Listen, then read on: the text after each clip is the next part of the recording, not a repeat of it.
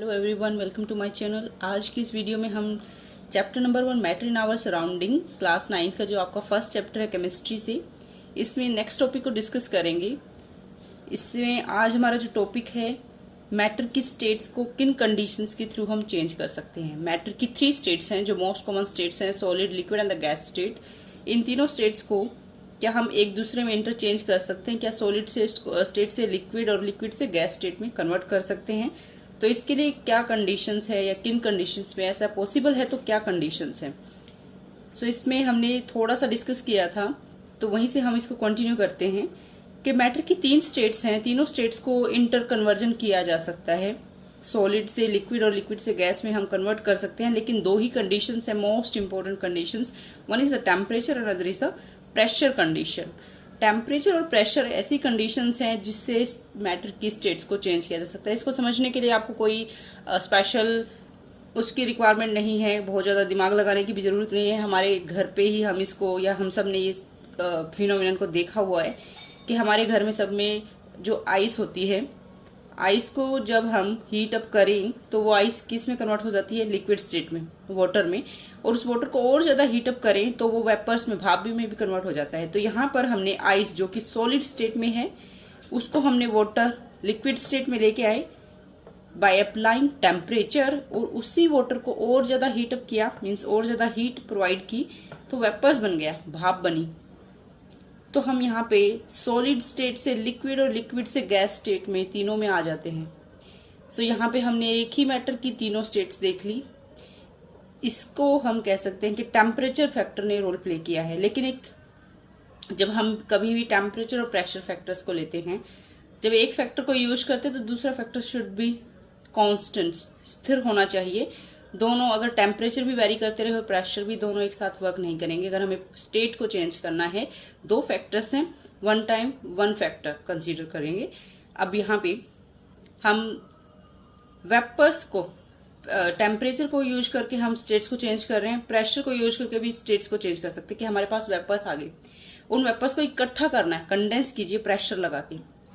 Pressure लगा के इकट्ठे हुए, कंडेंस किया, इकट्ठा किया, वो वाटर में कन्वर्ट हुआ। वाटर पे और ज़्यादा प्रेशर लगाया, वो आइस में कन्वर्ट कर सकते हैं। मीन्स प्रेशर से आप पॉजिटिव भी कर सकते हैं।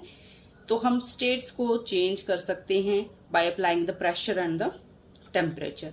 सो सबसे पहले इसमें हम जो फैक्टर को देखेंगे वो है हमारा टेम्परेचर फैक्टर।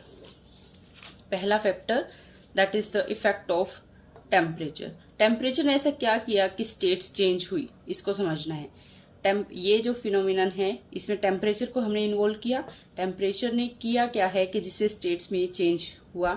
इसको हम, जब भी टेम्परेचर हम यूज करेंगे तो पार्टिकल्स की काइनेटिक एनर्जी बढ़ जाती है। मैटर के पार्टिकल्स की काइनेटिक एनर्जी बढ़ती है, जिससे वो एक स्टेट को छोड़ के दूसरी स्टेट में आ जाते हैं। इसको मैं आपको समझाती हूँ कैसे होगा। कि हमारे पास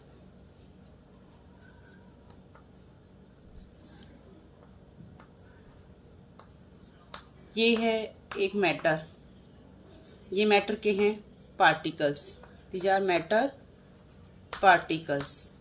ये सपोज ये सॉलिड मैटर है, ये सॉलिड स्टेट है मैटर की, और ये पार्टिकल्स है। पार्टिकल्स के बीच में इंटरमोलिकुलर स्पेस कम है, स्पेस कम है तो यहाँ पर फोर्स ऑफ अट्रैक्शन ज़्यादा है। जब यहाँ पर हम टेम्परेचर अप्लाई करेंगे तो टेम्परेचर की वजह से इन पार्टिकल्स की काइनेटिक एनर्जी एनहेंस हो जाएगी, काइनेटिक एनर्जी बढ़ जाएगी। सभी पार्टिकल्स की काइनेटिक एनर्जी, अभी मोशन में तो हैं, सबके पास काइनेटिक एनर्जी है। All have the kinetic energy, के इसको शॉर्ट में देख सकते हैं। काइनेटिक एनर्जी, सभी पार्टिकल्स की काइनेटिक एनर्जी है, लेकिन इतनी ज़्यादा नहीं है। लेकिन जैसे ही टेम्परेचर बढ़ाया, टेम्परेचर बढ़ाते ही पार्टिकल्स की काइनेटिक एनर्जी बढ़ जाती है, और काइनेटिक एनर्जी बढ़ते ही पार्टिकल एक दूसरे से दूर हटना शुरू हो जाते हैं, अवे हो जाएंगे। जब अवे होंगे तो पार्टिकल्स के बीच की फोर्स ऑफ अट्रैक्शन भी क्या हो जाएगी? काइनेटिक एनर्जी बढ़ते ही अट्रैक्शन वीकर हो जाएगी, पार्टिकल एक दूसरे से दूर जाएंगे। तो इसका मतलब जब पार्टिकल्स के बीच में स्पेस ज़्यादा हो जाए तो हमें पता है स्टेट हो जाती है लिक्विड। मीन्स टेम्परेचर की वजह से increase in the kinetic energy, due to increase in the kinetic energy there is more space, या we can say there is less force of attraction between the matter particles, and matter अभी आ जाएगा आपका liquid state में। सो यहाँ पर हमने kinetic energy apply करके in the form of heat, temperature ने काइनेटिक एनर्जी ही प्रोवाइड की एक टाइप से, जिसकी वजह से पार्टिकल्स के बीच की force of attraction break down हुई है और वो लिक्विड स्टेट में आया है। अभी इन्हीं पार्टिकल्स पे अगर हम, तो यहाँ पे ये टेम्परेचर फैक्टर ने रोल प्ले किया है, तो इसको हम due to temperature the kinetic energy of particles increases and they start move vibrating faster. This energy breaks the force of attraction between the particles. इसको मैंने समझाने के लिए यहाँ भी बनाया हुआ है। सॉलिड स्टेट में ही हमारे पार्टिकल्स हैं, इनके बीच में फोर्स ऑफ अट्रैक्शन ज़्यादा है। जब हमने इंक्रीज किया टेम्परेचर, टेम्परेचर देगा हीट, हीट की वजह से पार्टिकल्स उस हीट एनर्जी को गेन कर लेंगे और पार्टिकल्स की काइनेटिक एनर्जी बढ़ जाएगी, इंक्रीज हो जाएगी। This is the symbol of to show the increase symbol. Due to this particle force of attraction, अब काइनेटिक एनर्जी जैसे बढ़ेगी तो फोर्स ऑफ अट्रैक्शन कम हो जाएगा पार्टिकल्स के बीच में, और पार्टिकल्स एक दूसरे से अपार्ट हो जाएंगे, और कंडीशन अब ऐसी हो जाएगी, पार्टिकल एक दूसरे से दूर हो जाएंगे, स्टेट क्या हो जाएगी, चेंज हो जाएगी, पार्टिकल्स अब लिक्विड स्टेट में आ जाएंगे।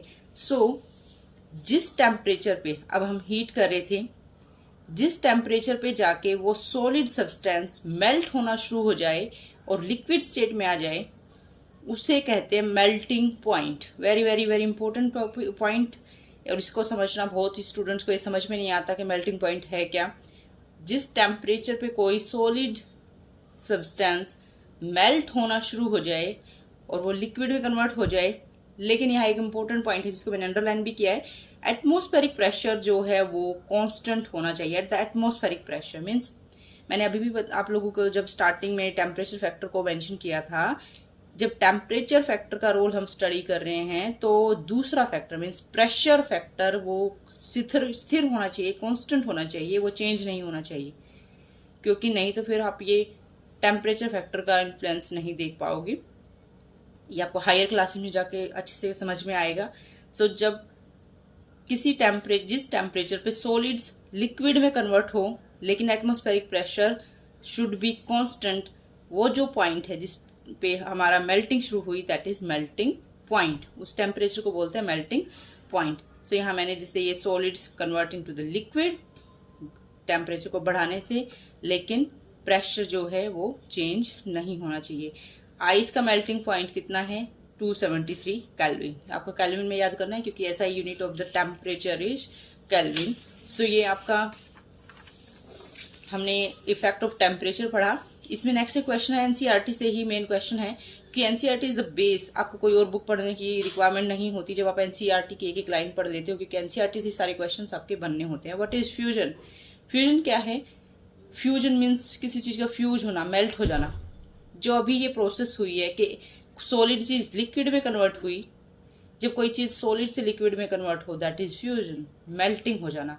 The process of melting of ice into water, ये कह सकते हैं, या आप कह सकते हो कि सॉलिड सब्सटेंस का लिक्विड में कन्वर्ट होना, दैट इज फ्यूजन।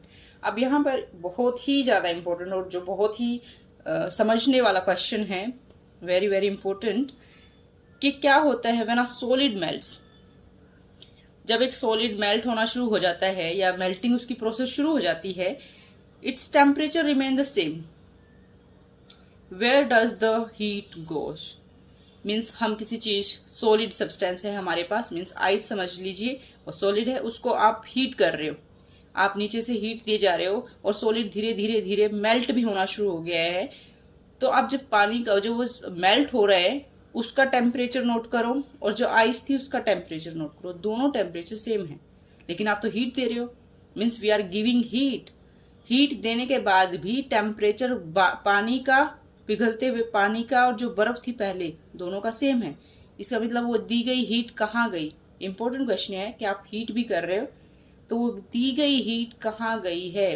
क्यों उसने पानी, पिघलते हुए पानी का टेम्परेचर क्यों नहीं बढ़ाया है?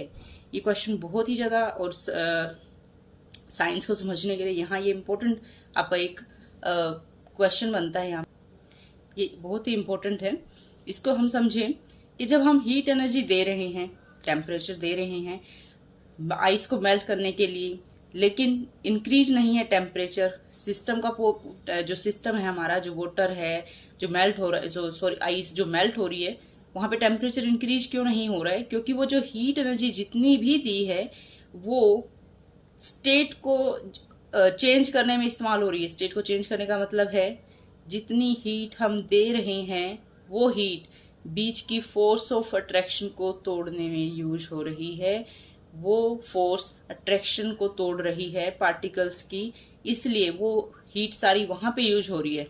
सिस्टम की हीट नहीं बढ़ती है, पार्टिकल्स के बीच की फोर्स को तोड़ने में वो हीट इस्तेमाल हुई है। इसलिए सिस्टम या आपका जो पिघलता हुआ पानी है उसका टेम्परेचर नहीं बढ़ता है। इसको मैं समझाने के लिए आप लोगों को कि सपोज हमारे पास है ये सॉलिड, जो भी मैंने बार बार ये पार्टिकल्स बनाए, ये सॉलिड से पार्टिकल्स हैं, इनके बीच में ये पार्टिकल्स हैं।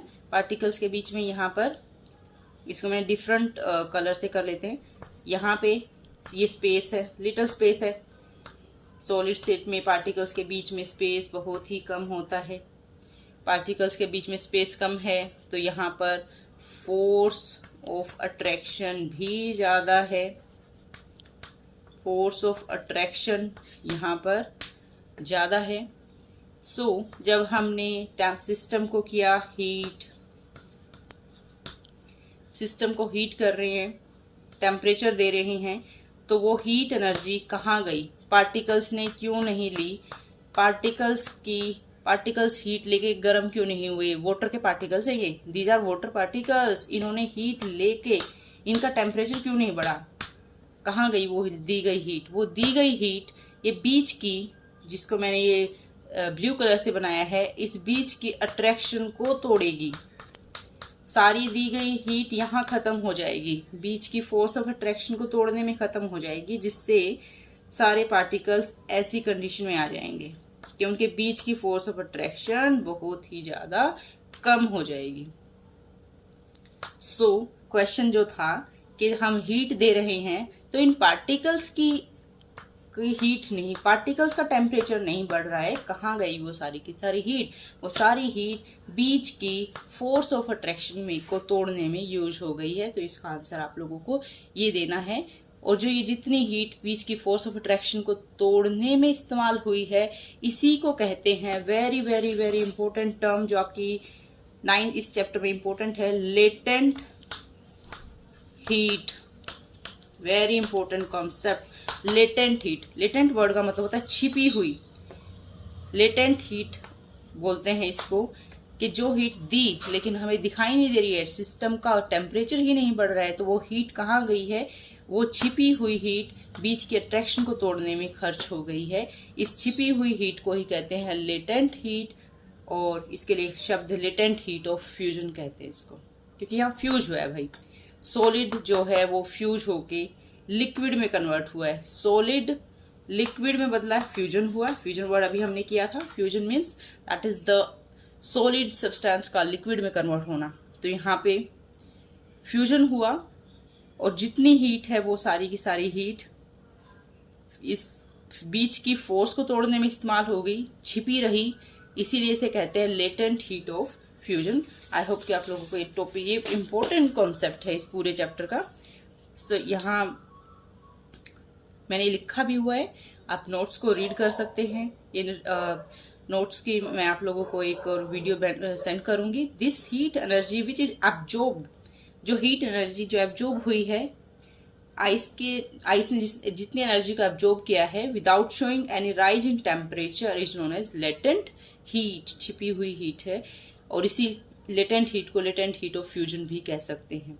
जो भी हीट यूज हुई है आइस को लिक्विड में कन्वर्ट करने के लिए, लेकिन प्रेशर वहाँ पे सेम रहना चाहिए, प्रेशर चेंज नहीं होना चाहिए। जो हमने हीट दी जिसकी वजह से आइस लिक्विड में कन्वर्ट हुई, वही है लेटेंट हीट ऑफ फ्यूजन। यहाँ पर हमने आज एक कंसेप्ट किया, हीट टेम्परेचर का effect of temperature in changing the state of matter. इसको एक हम थोड़ा सा रिव्यू कर लेते हैं या सारा एक टाइप से रिवीजन कर लेते हैं। आज जो हमने किया कि मैटर की स्टेट्स को चेंज करना, दो फैक्टर्स हैं, टेम्परेचर एंड द प्रेशर। आज हमने ओनली टेम्परेचर फैक्टर को डिस्कस किया है कि टेम्परेचर फैक्टर कैसे रोल प्ले करेगा। टेम्परेचर बढ़ाने से पार्टिकल्स की काइनेटिक एनर्जी बढ़ती है, जिसकी वजह से उनके बीच की फोर्स ऑफ अट्रैक्शन भी ब्रेक डाउन हो जाती है। तो वो टेम्परेचर ने बेसिकली क्या किया, बीच की फोर्स ऑफ अट्रैक्शन को ही तोड़ा है। उसी फोर्स ऑफ अट्रैक्शन को तोड़ने में सारी हीट इस्तेमाल हुई और वो हीट हमें सिस्टम के अंदर महसूस नहीं होती। सारी हीट यूज हुई बीच की फोर्स ऑफ अट्रैक्शन को तोड़ने में, इसीलिए उसे कह देते हैं लेटेंट हीट ऑफ फ्यूजन। तो आज हम यही करेंगे टॉपिक को। इसके बाद इसमें चैप्टर के 2 टॉपिक्स और हैं। मैं आपके इस चैप्टर की नेक्स्ट वीडियो में वो दोनों टॉपिक्स या इस चैप्टर का हम वाइंड अप कर लेंगे। आई होप कि आप लोगों को मेरी वीडियो समझ में आई होगी या आप लोगों ने इसे एंजॉय किया होगा। Thanks for watching.